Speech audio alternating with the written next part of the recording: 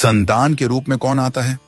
पूर्व जन्म के कर्मों से ही हमें इस जन्म में माता पिता, भाई बहन, पति पत्नी, प्रेमिका, मित्र शत्रु, सगे संबंधी इत्यादि संसार के जितने भी रिश्ते नाते हैं सब मिलते हैं, क्योंकि इन सब को हमें या तो कुछ देना होता है या इनसे कुछ लेना होता है।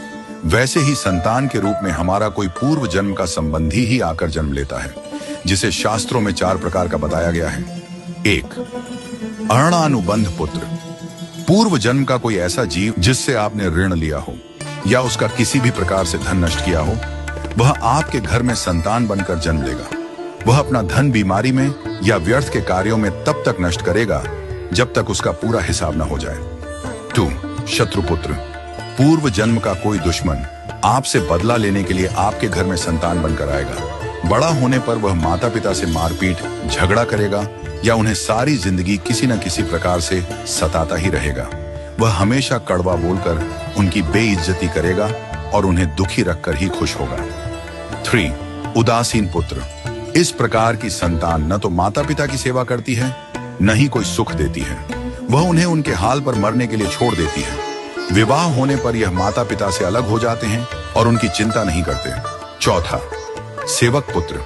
पूर्व जन्म में यदि आपने किसी की खूब सेवा की है तो वह अपनी की हुई सेवा का ऋण उतारने के लिए आपकी सेवा करने के लिए पुत्र बनकर आता है। जो बोया है वही तो काटोगे। यदि अपने माता पिता की सेवा की है तो ही आपकी संतान बुढ़ापे में आपकी सेवा करेगी, वरना कोई पानी पिलाने वाला भी पास न होगा। आप यह न समझें कि यह सब बातें केवल मनुष्य पर ही लागू होती हैं। इन 4 प्रकार में कोई भी जीव आ सकता है। यदि आपने किसी गाय की निस्वार्थ भाव से सेवा की है तो वह भी पुत्र या पुत्री बनकर आ सकती है। यदि आपने गाय को स्वार्थवश पालकर उसके दूध देना बंद करने के पश्चात उसे घर से निकाल दिया हो तो वह ऋणानुबंध पुत्र या पुत्री बनकर जन्म लेगी। यदि आपने किसी निर्दोष जीव को सताया है तो वह आपके जीवन में शत्रु बनकर आएगा।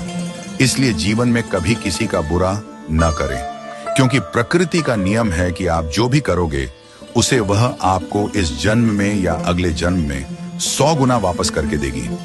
यदि आपने किसी को 1 रुपया दिया है तो समझो आपके खाते में 100 रुपया जमा हो गए हैं। यदि आपने किसी का 1 रुपया छीना है तो समझो आपकी जमा राशि से 100 रुपये निकल गए। जरा सोचिए, आप कौन सा धन साथ लेकर आए थे और कितना साथ लेकर जाओगे?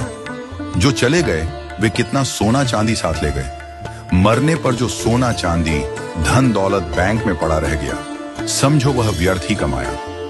औलाद अगर अच्छी और लायक है तो उसके लिए कुछ भी छोड़कर जाने की जरूरत नहीं है, वह खुद ही कमा लेगी।